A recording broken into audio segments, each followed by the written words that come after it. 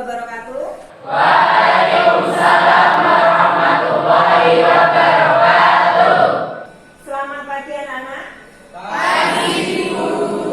Bagaimana kabarnya hari ini? Alhamdulillah, harus lebih baik. Allahu Akbar. Alhamdulillah, semangat sekali ya pagi hari ini. Apakah ada siswa yang tidak hadir hari ini?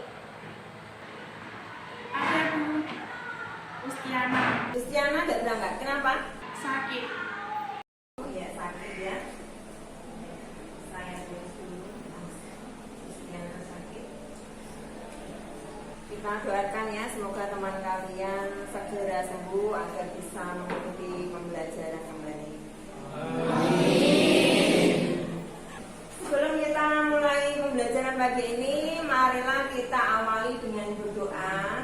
Tolong ketua kelas untuk memimpin doa. Doa mulai.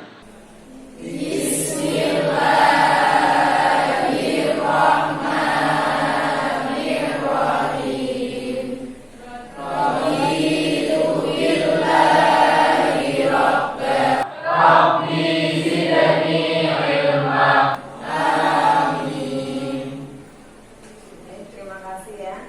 Sebelum kita mulai pembelajaran pagi hari ini, sudah siapkah kalian untuk menerima materi yang hari ini? Siap. Kita akan mulai pembelajaran pagi ini, yaitu kita akan mulai dari tentang materi trigonometri, yaitu khususnya untuk materi aturan kosinus. Untuk kompetensi dasar pada materi ini, yang pertama yaitu kompetensi dasar pengetahuan 3.9, yaitu menjelaskan aturan sinus dan kosinus. Kemudian indikator pencapaian kompetensinya menjelaskan aturan kosinus. Kemudian kompetensi dasar untuk keterampilannya yaitu menyelesaikan masalah kontekstual yang berkaitan dengan aturan kosinus. Kemudian menerapkan untuk indikator pencapaian kompetensinya, menerapkan aturan kosinus pada pemecahan masalah kontekstual. Kemudian tujuan pembelajaran pada pagi ini yaitu diharapkan nanti kalian bisa menemukan rumus aturan kosinus dengan benar serta penggunaannya. Kemudian tujuan pembelajaran yang kedua, nanti kalian mampu menganalisis dan mengevaluasi penggunaan aturan kosinus pada soal-soal kontekstual sehingga mampu menyelesaikan permasalahan sehari-hari yang berkaitan dengan aturan kosinus. Itu ya. Nah, pada kegiatan pagi ini kita akan menggunakan model pembelajaran discovery learning atau inquiry learning, yaitu merupakan karakteristik pembelajaran peserta didik secara aktif untuk menemukan ide dan mendapatkan makna dari apa yang nanti akan kalian pelajari ya. Untuk sintaks atau tahapannya ini ada 6 ya. Yang pertama itu adalah pemberian rangsangan atau simulasi ya. Yang kedua identifikasi masalah. Kemudian yang ketiga mengumpulkan data. Yang keempat pengolahan data. Kemudian yang kelima membuktikan. Kemudian yang terakhir nanti menarik kesimpulan. Teknik penilaian di sini nanti Bu akan melakukan 3 penilaian. Yang pertama yaitu pengetahuan. Yang pertama pengetahuan, yang kedua penilaian keterampilan, yang ketiga penilaian sikap. Untuk penilaian pengetahuan itu tekniknya dari tes tertulis, soalnya berbentuk uraian. Kemudian untuk yang penilaian keterampilan itu berupa mengerjakan tugas LKPD secara berkelompok. Kemudian untuk penilaian sikap, nah nanti pada saat kalian diskusi kelompok nanti Bu Wiwi akan berkeliling untuk mengamati penilaian sikap kalian selama diskusi itu ya, kerjasama, kemudian cara mengerjakannya sungguh-sungguh atau tidak, itu nanti akan saya itu ya. Sudah jelas ya untuk pagi hari ini?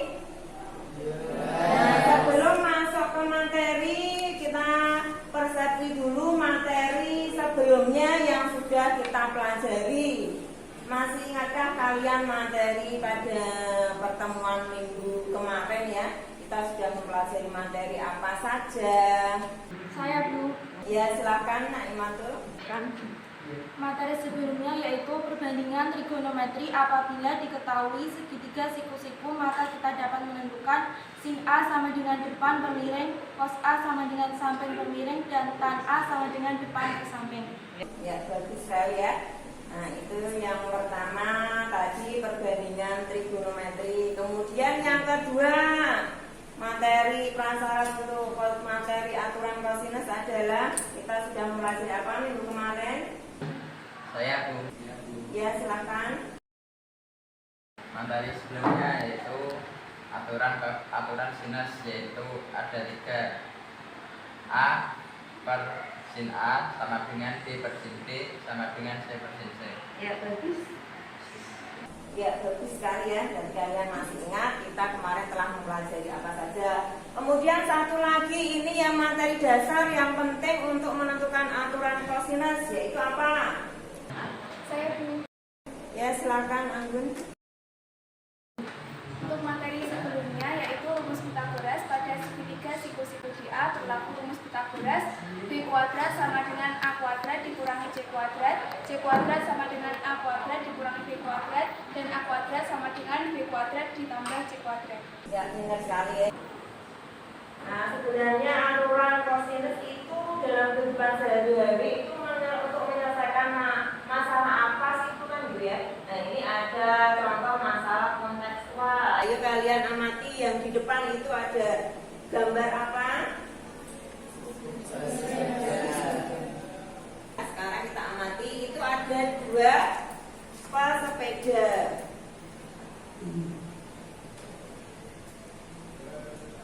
Ini harus ada salah satu yang membaca. Silakan kamu. Sepeda A dan B bukannya melestar di tempat yang sama. Jadi mereka ingin merasakan jalur yang berbeda sehingga A dan B membentuk sudut 60 derajat mengendarai sepeda dengan kecepatan 30 km/jam dan B dengan kecepatan 40 km/jam. Itu kan jarak A dan B telah mengendarai sepeda selama 30 Ya. Itu silakan kembali. Baiklah, itu merupakan salah satu permasalahan yang bisa kita selesaikan dengan aturan kosinus. Kenapa? Karena itu rutenya dari pesepeda A ke pesepeda B, kemudian startnya di titik C itu ternyata kalau kita gambar merupakan segitiga dengan sudut yang bentuk berapa? 60. Nah, bagaimanakah cara menentukan jarak A dan B? Nah, itu menggunakan aturan kosinus dan nanti kalian akan mendiskusikan dengan kelompok kamu. Agar lebih bersemangat lagi pada pembelajaran kali ini, maka kita akan melakukan gerakan motivasi yang akan dipandu oleh teman kalian yang bernama Anggun. Silakan Anggun. Selamat pagi. Pagi luar biasa. Tepuk semangat.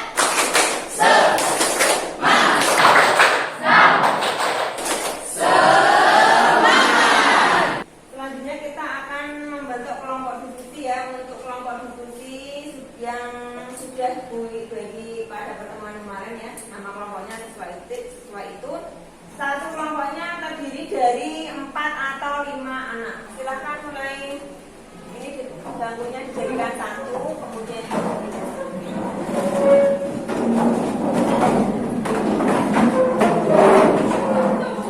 Oke, sekarang gue akan memberikan LKPD ya, atau lembar bersiap peserta didik. Masing-masing kelompok nanti mendapatkan 1 LKPD.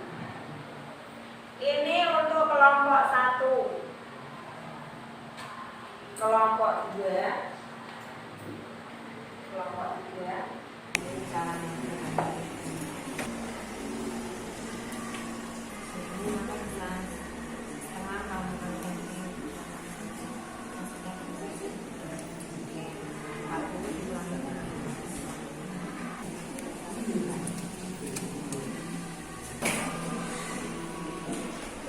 Dan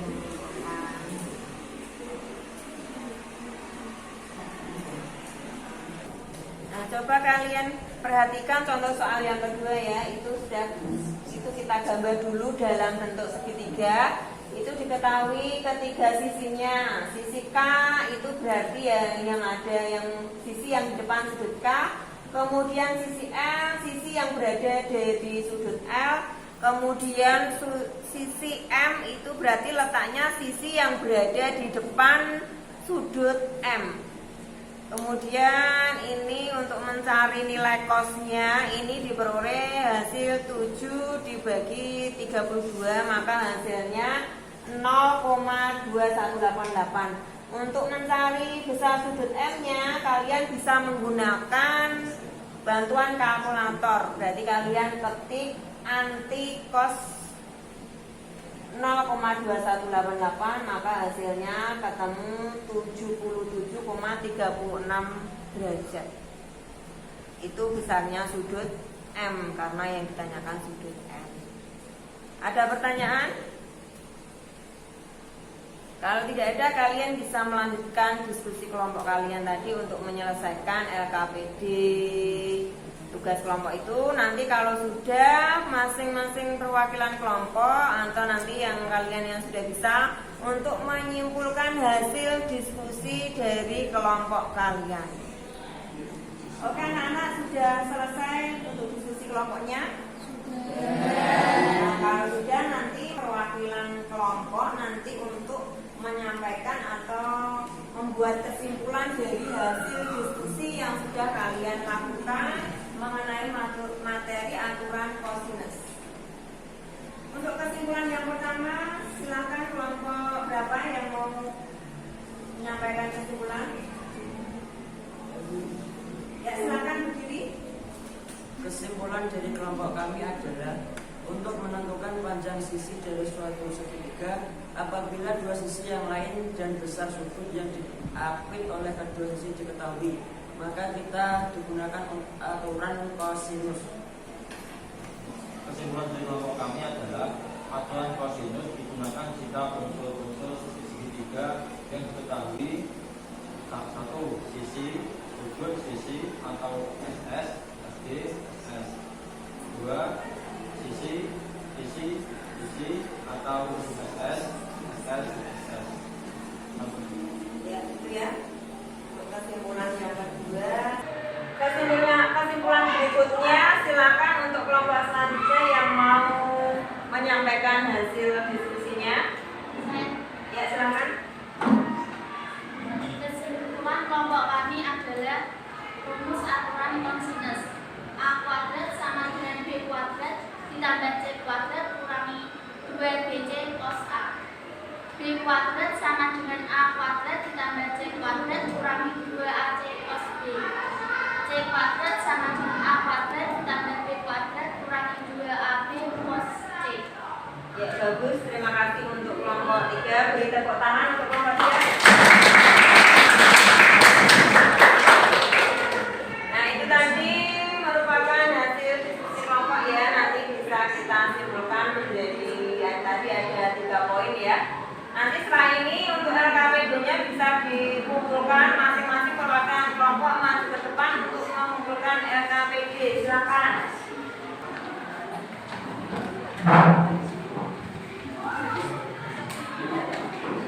Oke, terima kasih ya kalian sudah melakukan diskusi kelompok.